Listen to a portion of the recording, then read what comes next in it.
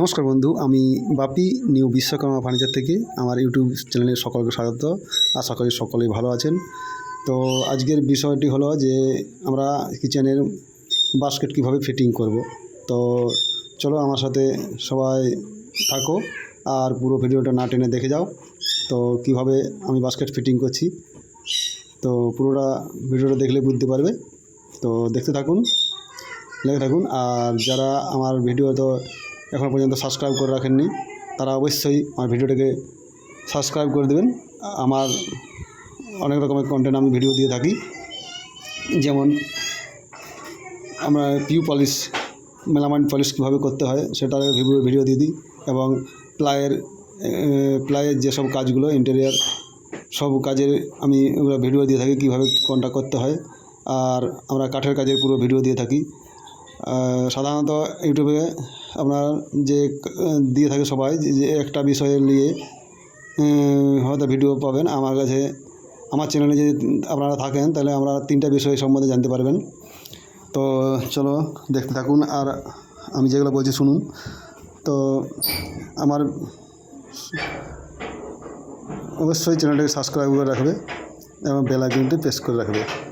তো অনেকটা ভিডিও হয়ে গেল যে কীভাবে আমি ফিটিং করলাম। তো বাকি ভিডিওটা দেখো। এটা আমার কিচেনের মধ্যে যে বাস্কেটটা ফিটিং হবে এবং বাকিগুলো পাল্লা হবে, এরকম নর্মাল কিচেন হবে, বেশি কিছু কাজ হবে না এটাতে। এই যে পাল্লা ফিটিং এগুলো চলছে। তো বাস্কেটটা ফিটিং কীভাবে করতে চলেছি আমি, তো দেখতে থাকুন। এই যে এখানে আমরা এই বাস্কেটটা ফিটিং করে দেবো এখানে। তো দেখুন চ্যানেলটা কীভাবে ফিটিং করছি আমি। এই যে নিচে একটু নিচ থেকে একটু ছেড়ে উপর দিকে আমি চ্যানেলটা ফিটিং করব, যাতে বাস্কেটটা চলতে সুবিধা হয়, নিচে না ঘষে চলে। তো আমরা দাগ দেওয়ার পর একটু কাঠি দিয়ে ওটাতে ছেঁদা করে নেবো। তারপর আমরা স্ক্রুড্রাইভার মেশিনের দ্বারা স্ক্রু টাইট করে নেবো। এই যে দেখতে পাচ্ছেন টাইটেল এরকমভাবে করে নেবে। এই যে এই দিকটাও খুলে নেব। খোলার পর এই সাইডটাতে আমরা ঠিক সেম প্রসেসভাবে এটাও ফিটিং করে নেব।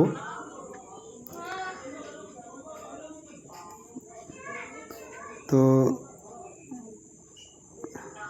এভাবেই চেষ্টা করবে, কোনো এটা জটিল কাজ নয়, খুব ইজি এটা ফিটিং হয়ে যাবে এভাবে করলে। তো দেখছেন দুদিকে আমি ফিটিং করে নিয়েছি এবং ইজিলি দেখুন এটা ঢুকে গেছে। বাস এতে খুব স্মুথলি যাওয়া আসা করছে, দেখতে পেলেন। এবারে উপরটা আমি আরেকটা ফিটিং করে নেব। আচ্ছা,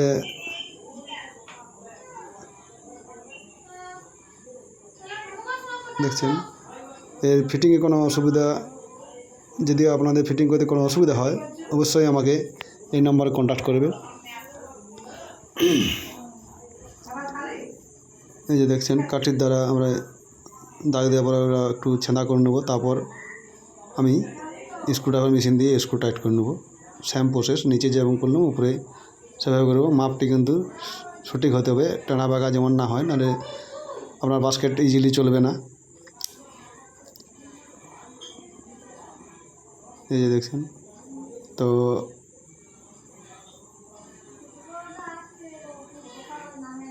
এই যে এই সাইডটা সেম প্রসেসে পুরোটাই আমি এটা পুরোটা দেখাচ্ছি না টেনে, কারণ সবার বুঝতে যেমন সুবিধা হয় যে কীভাবে ফিটিং করছি আমি।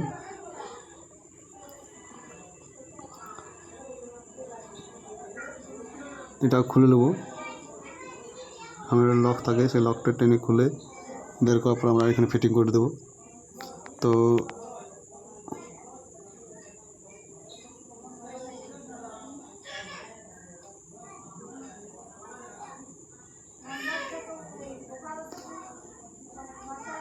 দেখতেই পাচ্ছেন এইভাবেই কিন্তু আপনারা করবেন।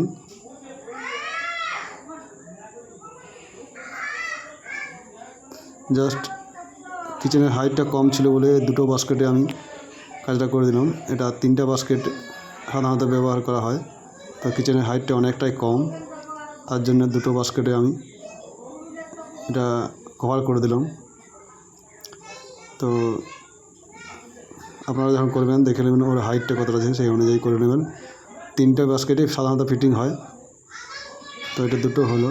আর বাস্কেট লাগার পর আমরা এই মাপটা দেখে নেবো যে ঠিক আছে কি না, সমান আছে কি না। বাস আমার ফিটিং মোটামুটি হয়ে গেছে। এরপর আমি বাকি কাজগুলো করে নেব। প্লাইয়ের উপরে বসিয়ে বা বাকি পাল্লা পাল্লি এগুলো সব লাগিয়ে আপনাদের পরে নেক্সট ভিডিওতে দিয়ে দেবো।